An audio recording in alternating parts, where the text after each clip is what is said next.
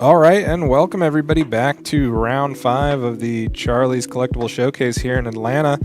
We have 3 more rounds of Swiss today. I am Loaf. With me again is Jebas, and it looks like we are doing alters for a Ruby Sapphire mirror as we get in.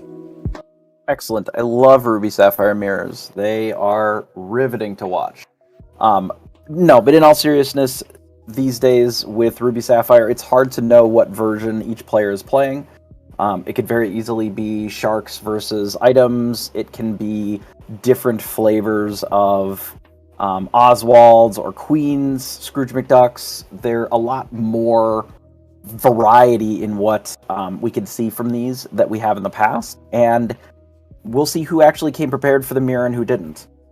Yeah, and I really feel like this weekend has been about the tech choices, and we've been talking about Ruby Sapphire, Sapphire Steel items, Ruby Sapphire items, Ruby Sapphire actions, and both of these players are 4-0, so I'm curious what they've gone up against and what they came prepared for.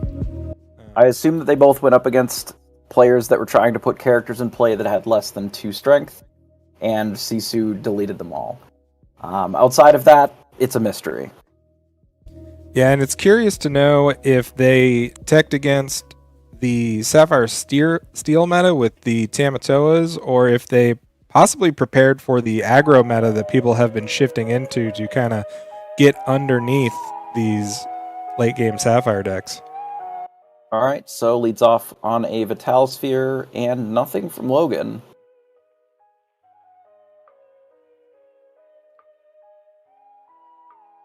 Inksatipo plays a sail.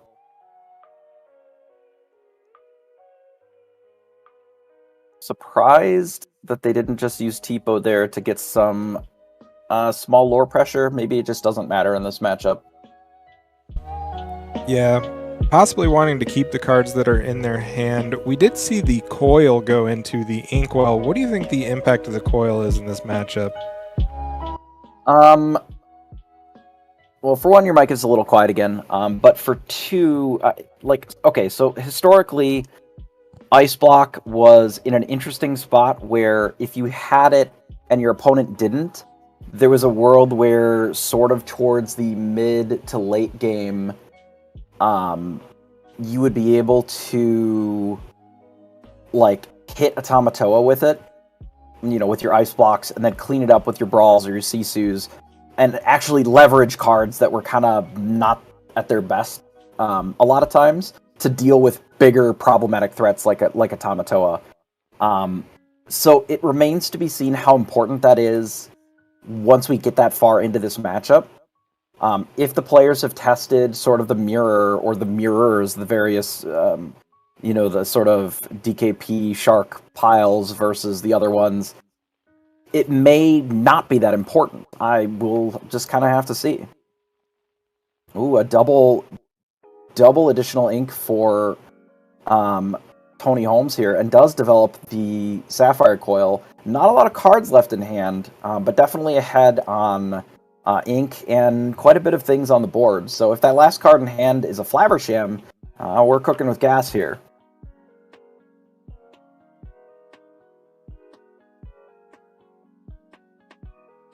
All right, goes in Quest for 1 with the Tipo.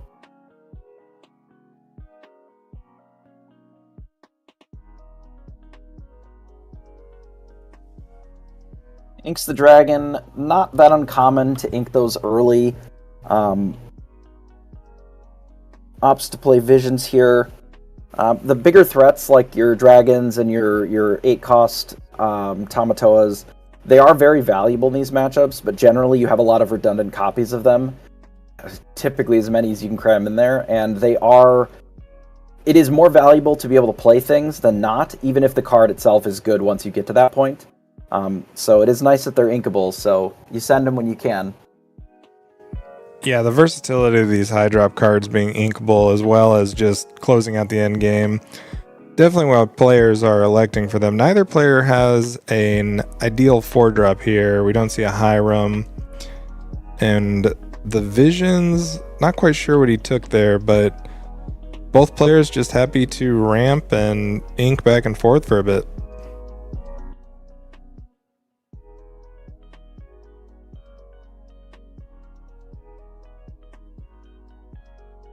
Alright, of how far I'll go in this instance.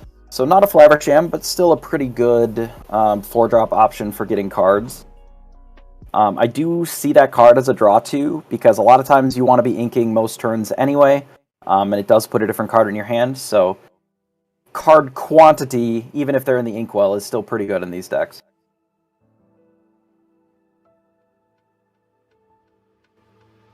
So Alright, we so we have a do see a Scrooge. Scrooge in the hand of Logan. Which is interesting, because to me that signifies that they likely are not on a crab. Sorry, Maui Shark type of build. Because a lot of times you don't really have the room for the Scrooge package plus the Shark package. It just is way too many cards. So we do have two different red-blue decks. They'll have a lot of overlap in cards, but the sort of the finishers and the mid games should play out a little bit differently between the two. Kind of nice. Ooh, found a Flav. We see that a Flaversham, a different type of 4-drop card advantage. We did see the Scrooge whiff, whereas Hiram just banishes and draws. No whiffing available. Now, Logan, likely having played this matchup before, does have some removal for the Flaversham that was kept in hand. You do need, if in these matchups, you need to make sure that the Flaversham is only ever drawing 2 cards. Ideally, it's when you play it, it draws 2 cards, and then you get rid of it immediately. The games that you lose in this type of mirror often are the ones where your opponent's Flaversham rips 6 cards, and you just get buried. It's just too much for you to be able to keep up with. Yeah, Logan starting off the turn with the visions, deciding on how he wants to deal. He's going to take that Flaversham for sure. Yeah, I believe we did have a little Sisu in the hand already for this Hiram. Yeah, there's a hand Sisu and I believe a Brawl in hand. Likely just going to run out the Sisu so that the Brawl can be ink. Ink this, hit that with the Sisu, get in for 2. Yeah, pretty typical turn, and then the Flaversham sets up for some future card draw going forward. Even if we don't have another item, I could see this coil just getting banished right away to draw 2 cards. Our hand's pretty mediocre. I think it's just a Sisu and a Flaversham. Yeah, so Tony opting to shrink the opposing Tipo and gang up with his own. No play for the turn. Just only has the 1 card in hand. Logan after taking a favorable trade. So what was that draw? Is that a Great Stone Dragon? That does appear to be the draw. I think I like this better. Again, given the matchup, GSD, or Great Stone Dragon in this case, can be very powerful in that it will gain you a lot of advantage over time by just, again, quantity of stuff is very important, and stuff can just be ink in your inkwell so that you don't have to ink for turn. And with Great Stone Dragon, you just, any character that's already been banished is free real estate to just put right into your inkwell, and we know that there's at least Tipo in there. Yeah, we see another Scrooge and another whiff come down, but like you were saying, that Great Stone Dragon just gives Logan another axis in which to gain advantage in this game. He's able to use his discard pile now as an additional ink every turn, which will, over the next few turns, set him quite far ahead of Tony, who had to use cards like Tipo to get his inkwell so big. One thing, too, there's not that many characters in there. In fact, there's only the 1 Tipo. It would not surprise me if we just Flaversham and cash in the Great Stone Dragon right away. You know, we got our extra card that we could. You know, Great Stone Dragon only can get rid of character cards from the inkwell, so we don't have any more in there. So we may as well just draw 2 other cards. We have this whole grip of cards now versus 1 in Tony Holmes' hand. That's a tough spot to be, certainly for the Shark player. I would assume that they're on Sharks, given that I think that they inked one earlier. Well, maybe they only have the one, but who using knows? the discard pile as advantage. Looks like Big Tomato is coming down. Could get that Great Stone Dragon back. I think Coil is another option in there I saw. I would see just taking Coil because it's cheaper. With the intention of just doing Flaversham.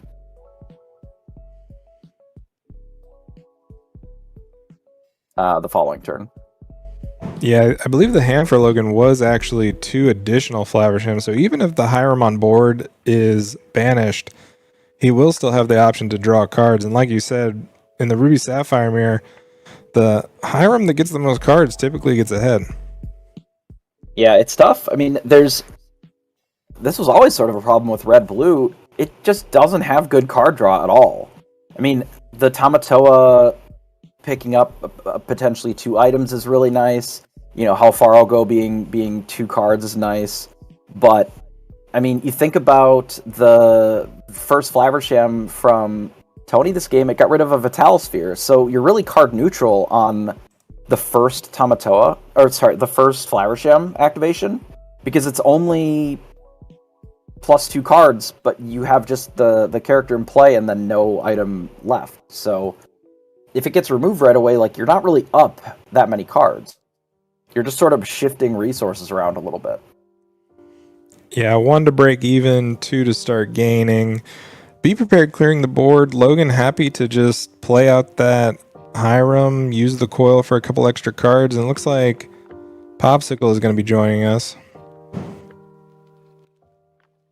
Takes Popsicle, draws a card.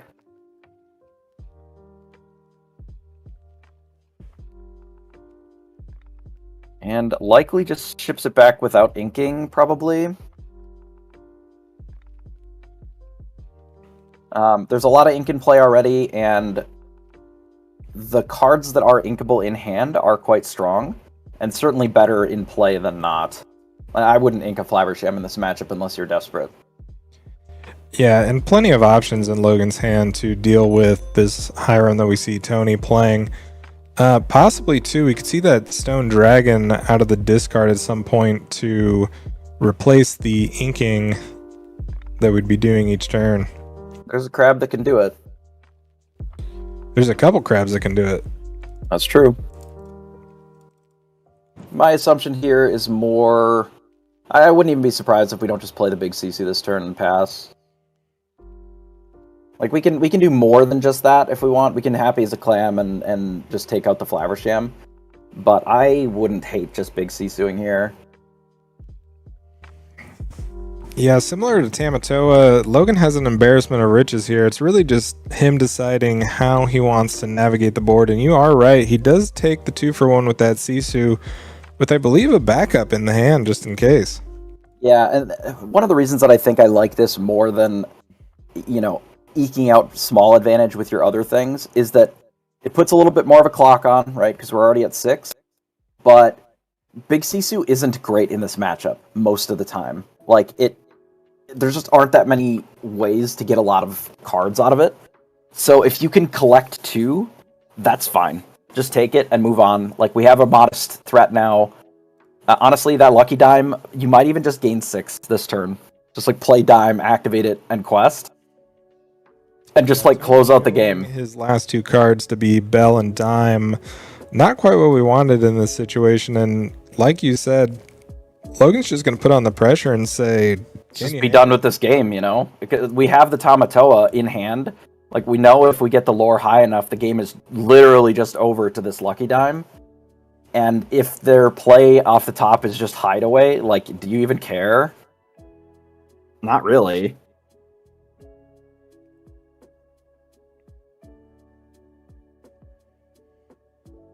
So yeah, Logan happy to be in this position. Tony gonna get a couple looks at the top of his deck, but not much more. Yeah, we're in a position now where it's deal with this Sisu or the game is over. And if you deal with this Sisu, the game is over. So I would say that it's pretty well locked up here, because if you're dealing with the Sisu, that means that you're not also dealing with the Lucky Dime, and then everything in our hand is gasoline, you know? Alright, so there's the Hideaway, but the Sisu's still around.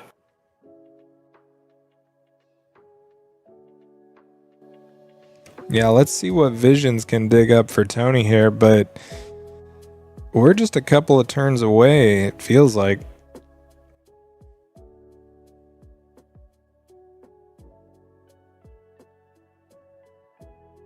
That seems like an interesting choice. Just to put some damage on it, I guess.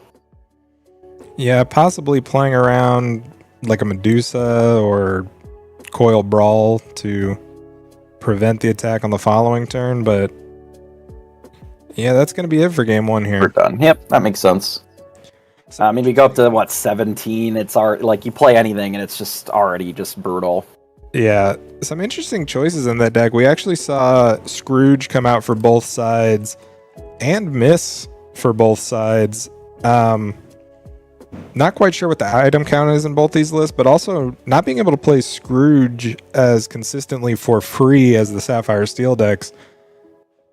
Yeah, that was always something with the Sapphire Steel versus the Ruby Sapphire that was an issue, which is why Ariel, the blue one, was always so strong, because it literally didn't, like, even Tamatoa was always much, much better out of the Sapphire Steel deck than it ever had been out of Ruby Sapphire, because you just never get that many items into play comparatively, because you're not drawing an additional card every item that you play. You know, your only card draw is really coming from, like, exclusively Flaversham, right? So you're just breaking a lot of your items, so you just don't build up this big pile like you do in some of the other flavors of the Sapphire decks. So then your things are just a little smaller. You know, I played a lot of both of these colors, and Tamatoa out of Sapphire Steel frequently was worth 5 or more lore, and in Blue-Red it was like 3, and you were happy about it, because you were getting items back or whatever if you're questing, and it would build up eventually, but it never really had the same punch that it did out of the decks that are just like Popsicle, Fortisphere, you know, Fishbone Quill, and you just like have all this stuff in play.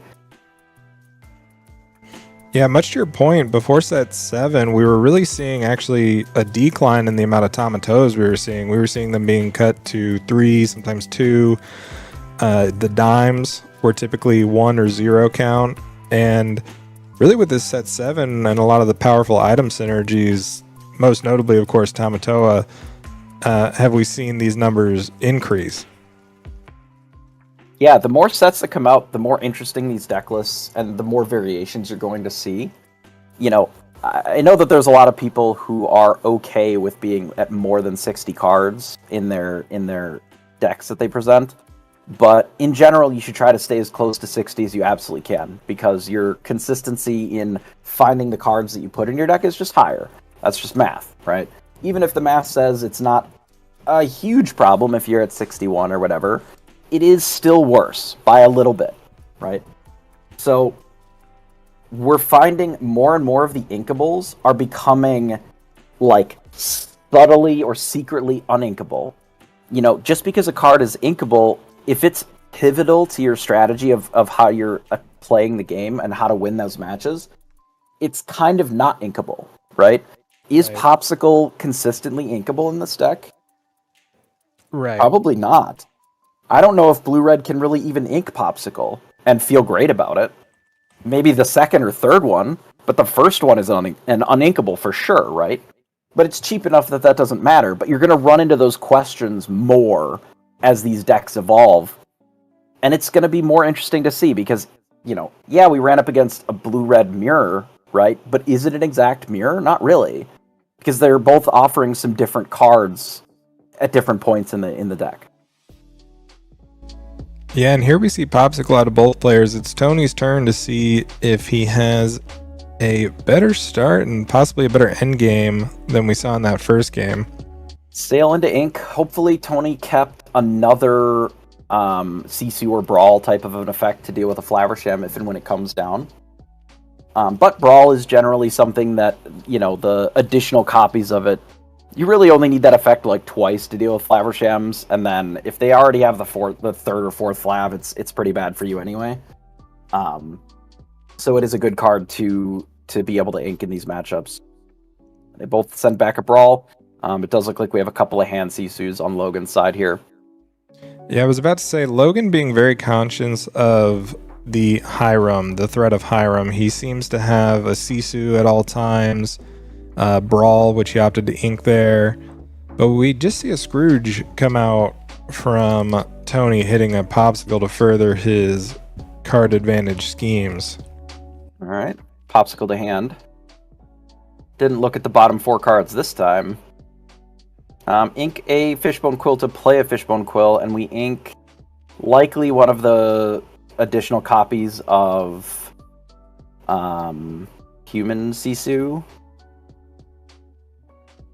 Because I believe that there's only one left, yeah. Which makes sense. It's an uninkable, and you have an additional copy of it, and you have the big Sisu to potentially kill a Flaversham as well. Yeah, once you see that the turn 4 isn't an on-curve Hiram, the value of that second Sisu diminishes to where Logan feels comfortable just putting it into the inkwell. And here's how far I'll go. I think this is going to be the big major difference in these two decks is how far I'll go probably is not in Logan's list.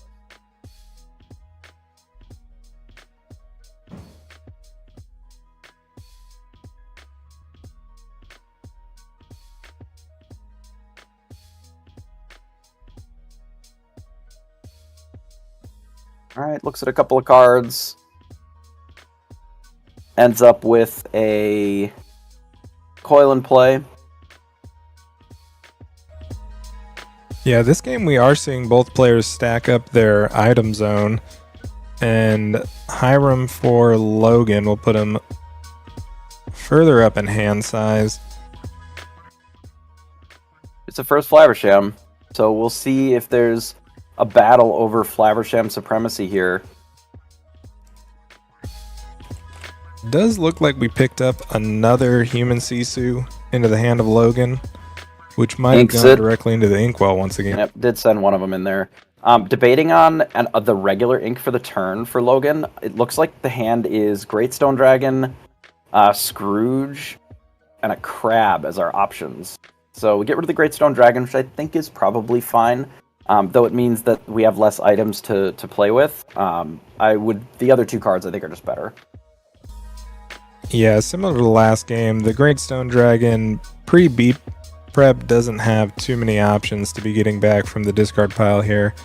Big Sisu just to take out the Hiram, and I think we're perfectly fine with that. Yeah, it's tough, right? Because now they have a big Sisu in play. That's always the rub. If they use something like that instead of a Brawl, for example, they just have a 5/4 that quests for 3 in play. So we don't really have an answer for that in our hand at all right now. What's our best line? We play Scrooge and just try to trade with it next turn, maybe? It's kind of rough. Yeah, observing from both these lists and both these games, putting the clock on the other Ruby Sapphire player has been extremely important because that's how you run them out of cards. That's how you cause them to spend resources to where they're not drawing cards, they're not ending the game themselves, they're just sort of dealing with whatever you've got. If we can double ink this turn, which I think is the thought process maybe for Logan, we double ink and then Sisu the dragon.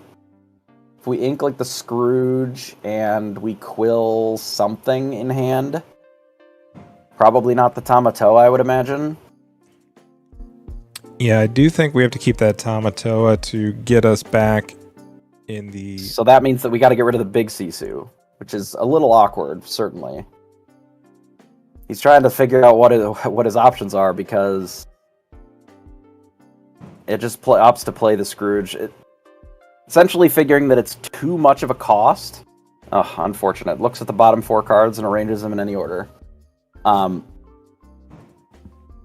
wouldn't be surprised if we just pass here.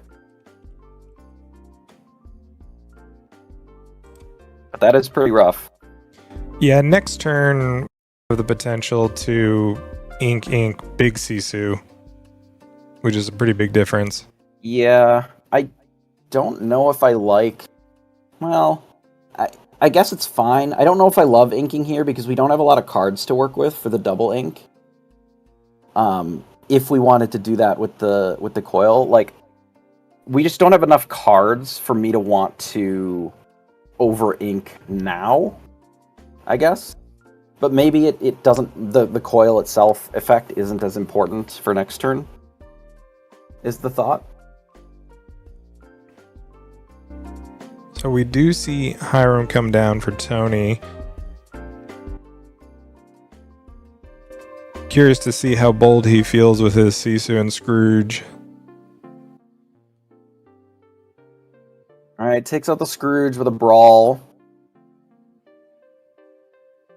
Now there is still a Vitalisphere from Logan's side that can potentially be leveraged here to take out the Sisu. The big Sisu from Logan's side does feel a lot better now, given that it would also take out a Flaversham. We have, what, 7 ink currently?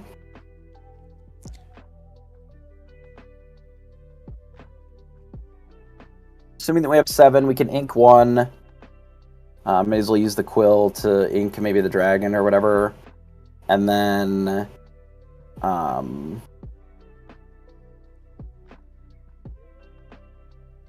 ink Tamatoa, okay. Shrinks this, plays Sisu.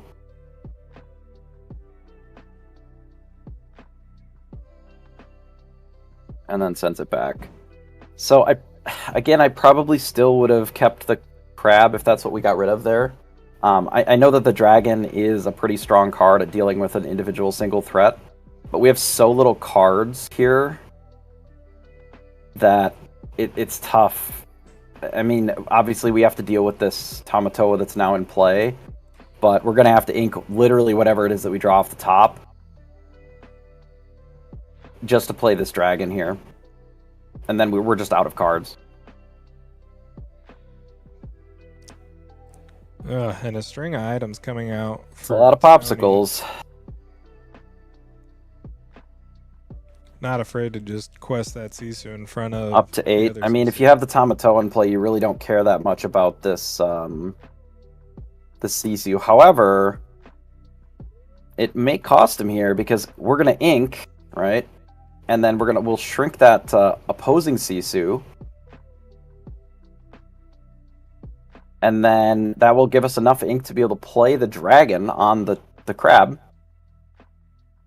Looks like Kuzco is the other card in hand. I would hope that we use the quill just to hide that information, but I don't know if it matters that much. Yeah. Does opt to hide the information. Yep, shrinks that. Blast that with the dragon, challenges with the Sisu. So now we have a Sisu with some damage on it. But it's alive, and we send it back. So that as a run out, I think, helps immensely here. Because it allowed us to sort of get that extra 2 for 1. So the coil is coming in clutch here. And just to be prepared. So now we have sort of a raw board, except Tony has an extra 2 cards in hand. Was that a happy as a clam off the top of the deck? It was. Say it ain't so. Sapphire. And you are right, as happy as a clam. Only the 1 popsicle, but still better than nothing. And an ice block. Interesting. Okay.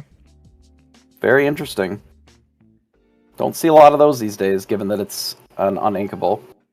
But as we've talked about a little bit, inking is the cost, and you know the coil does run out of value when you no longer have cards. Yeah, and I asked at the beginning of the match what the value of these coils would be in the mirror match, and this game is proving it to be extremely valuable. We're seeing trades being favorable for Logan with inks. We're seeing Sisus taking out Tamatoas. Not running out that Sapphire. Yeah, not running out the coil that Logan just drew is a nod to the idea that he may need to use the Sapphire Coil effect to be able to combine with one of his other cards to actually take out a character. This is looking pretty rough, though. Yeah, Tony seems to be the player drawing the heavy hitters now that we have both players in the 9+ Ink Club. We'll have to see if Logan can draw something off the top that'll be compelling enough, but no, we just see the concession. Yeah, the multiple popsicle on top of the multiple Flavershams really demonstrates the difference there. When you have that Tamatoa, the new Happy as a Clam, when it's drawing 2 items and both of them are popsicles, and then you draw 2 more cards with those same popsicles, develop more items, you're really getting a lot of cards out of that. Only being able to grab 1 back because Logan just didn't have an additional popsicle. It's tough. It definitely, you could feel it in the hand size that was left over. Yeah, and I'm going to give a little nod to Logan here, being conscious of the round time. You know, we possibly could have seen that game play out for a few more turns. Not in his favor, but, you know, opting to save the time, be on the play for game 3, and finish up this match, not leaving it in the hands of, you know, time, judges, a draw. Yeah, it is important to be conscious of time when you're playing a slower deck like Ruby Sapphire. Just making sure that you're aware of knowing when the writing is on the wall and not to waste the additional 2 minutes or whatever when there just aren't cards in your deck that are going to recover from the position that you're in. There's literally nothing wrong with conceding a game that is lost. It's fine. You just move on and go to the next. That was a very good alter from Logan's side here.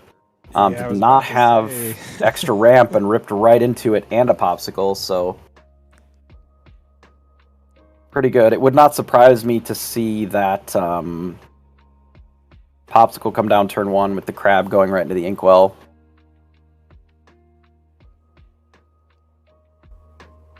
Yeah, it looks like Coil, and I believe there was a Vitalosphere as well in the hand to go with the item synergies of the deck.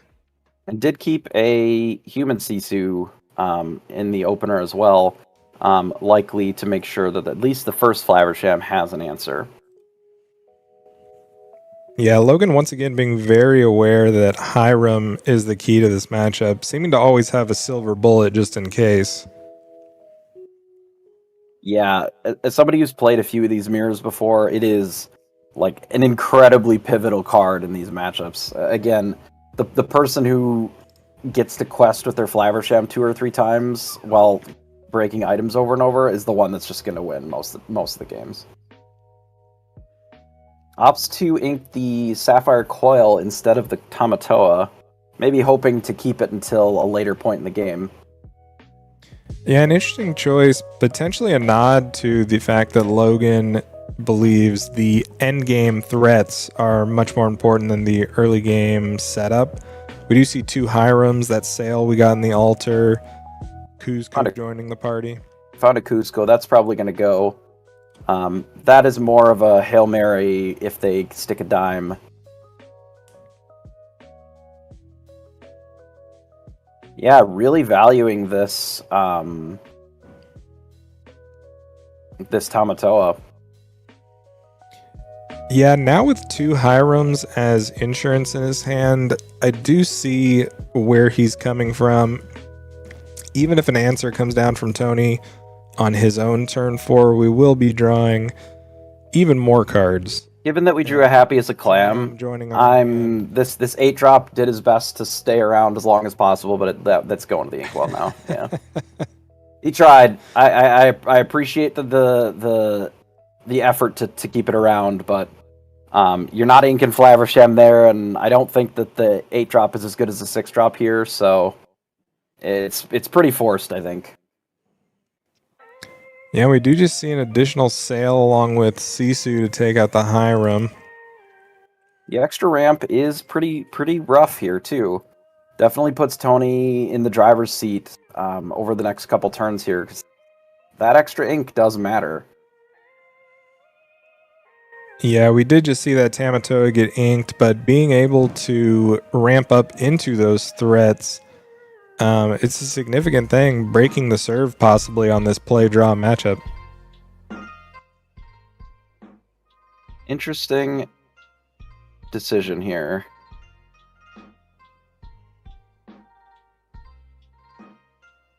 I don't like this. Questioning whether or not he wants to curve into turn 6 Tamatoa and have two items to recur, yeah. Honestly, this turn, I would have much preferred just jamming the Flaversham here. Because our Inkables, again, are the same, like, good cards. And if we Flaversham... Yeah, now we had to ink a Happy as a Clam just to be able to be on that same curve track. And we're still not on it anymore because we decided not to use the Vital Sphere. There was a plan in that spot to use the Sisu to bash the Tipo or whatever, and, you know, with the Vital Sphere to try and set up the crab. But I think overall, as a plan, just the Flaversham, I don't know, was maybe stronger. We've been talking about the cost of, or the opportunity cost rather, of a card being inkable or uninkable, and we're seeing, I believe, 3 human Sisus between the board and hand for Logan are really making his turns much more awkward and uncomfortable than he'd like. Yeah, there is the very real cost because Tony double ramped, he could have shifted a Sisu that turn. So perhaps there was a concern that if you run out Flaversham there, they just, you know, get out a human Sisu and it puts you in a pretty rough spot too. It's tricky. It's always sort of that push and pull out of these decks. So we do opt for the Flaversham now. Yeah, fortunately for Logan, the clock isn't too fast from Tony, or really fast at all. And he's got plenty of answers in his hand in the form of those Sisus to answer the opposing Hirems that will eventually come down.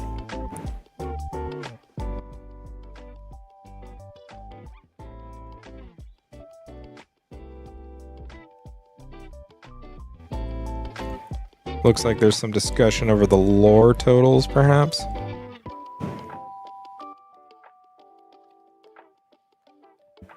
that another... Okay, that's a Scrooge this time. Okay. And sends it back. And we do have a Lucky Diamond hand for Logan now as well. Yeah. It feels like Logan is definitely back on track for playing this Tamatoa the next turn, getting a couple items, and then just continuing to leverage that advantage into the This is kind of the spot I think that he was concerned about, is like the big Sisu comes down and is sort of a blowout, but it kind of feels like it's a blowout anyway. That Flaversham was getting hit by it anyway, or either way. But at least now we can potentially ink something and play the Popsicle if we've got the ink. Does not look like we really have the ink either. It's a rough hand, actually. The only inkables are the ones that we just put in our hand from that crab. So now we're -1 item that we can work with, and we just drew another big Sisu. So we are definitely uninkable rich here. Yeah, Logan seems to be weathering an uninkable storm right now, but I think if he makes it through, he'll be on the brighter side of this matchup. Tony down to just a couple of cards, and even if he's able to find a Hiram off this Visions, he's going to have to deal with Sisus of Logan's, and another Visions. I think he's looking for a Brawl. If he picks up a Brawl off the Visions here, then it's just ink something, Brawl the Tamatoa, and then you can start getting in with your characters here. Yeah, so Shrink did find the Brawl. And yeah, up to 7. Up to 7 and sends it back. Now it's a precarious position for Logan. We could just ink this Brawl and, like, play a big Sisu. I would not hate that at all. No, decides to play the crab. And just get the Popsicle. And then play it. Okay, that's fair. Finds a Tipo. That's certainly getting inked here. Yeah, I don't hate this position from Logan. I think he realizes that Tony really is just playing off the top at this point, and although he didn't ink he did ink, but even though he inked uncomfortably for a couple turns, he's getting back in this game. Yeah, the hand is a little awkward from Logan's side, but it is a lot of removal, and a lot of it gives you a very good catch-up. So, for example, if Tony finds, a Hiram, it's pretty easy to catch up from here. Or if he had found in this case, another Tipo, now we can untap, quest with our Tamatoa, put in a Lucky Dime, and then just play Sisu and clean up most of the board. And then Tony would have to decide, do you want to deal with the crab by trading? Do you want to ink your only card you drew to not trade? But then still leave yourself vulnerable to the opposing Sisu, like... We don't put the dime in play, we just put in the Vitalosphere. Yeah, because that lets us Sisu to just trade Sisu. Big Sisu. Yeah, I think that's smart. Given that we ripped the Vitalosphere, I think that's a respectable option here. We do have to sacrifice the Vitalosphere, however. There we go. But yeah, I think that is actually pretty good, given that we found the Vitalosphere. We didn't actually have one before, but once that was ripped off the top, it's great. And now I think it's a bit clinical from Logan's side. We just have all the resources in the world. We're going to put this dime into play for free. Yeah, not for nothing. Dime the find off of Scrooge for Tony. It will take a bit of a miracle comeback, but he could technically just rip Inkables every turn. Yeah, I actually like this here. Because we have enough... Since we inked this turn, we have enough to play this and then gain the 3 off of it. Which makes it so that the clock of, Tony just drawing the 8-drop Tamatoa and slamming it, and then just untapping and playing dime and having enough lore to just win, is less likely because now we can actually race in 2 turns. We actually have a race.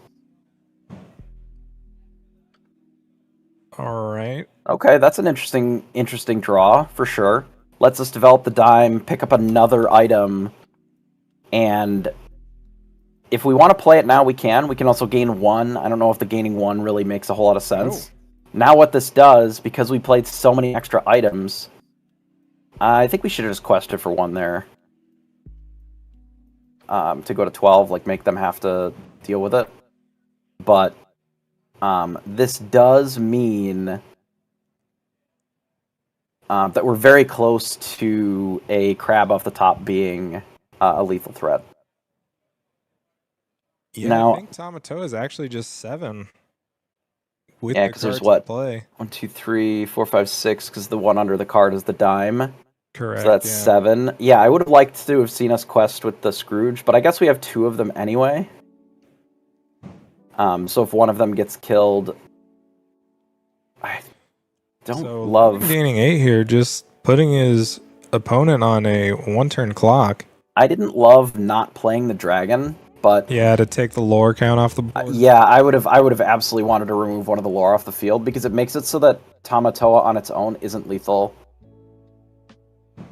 Because they can only go to 12, and I guess if they had a dime or something in their discard, maybe they had enough. I didn't count their ink, but I would have made sure that they didn't have 11 ink and a dime, because if they didn't, then you can very easily limit the lore in that spot. But it turns out it didn't actually matter. Likely just playing around Be Prepared in that spot. Though I think if Tony Be Prepared's there, it doesn't really matter because we still have 2 characters in hand that we can play 1 dime, quest dime. But nonetheless, it worked out for Logan. We didn't get to see all of the techie cards be super valuable in this matchup for him. I know that there was Ice Block in there that we saw. There were some Kuzcos that didn't end up being relevant. But on that last turn, a Cusco would have slammed the door on that game entirely, right? Because it takes out the dime, and then there's no more top decks that exist in that deck that can win without that dime already in play. So the ice block representing possibly a plethora of options. Oh, and it does look like we're going to break for the next round, which we will be with you shortly.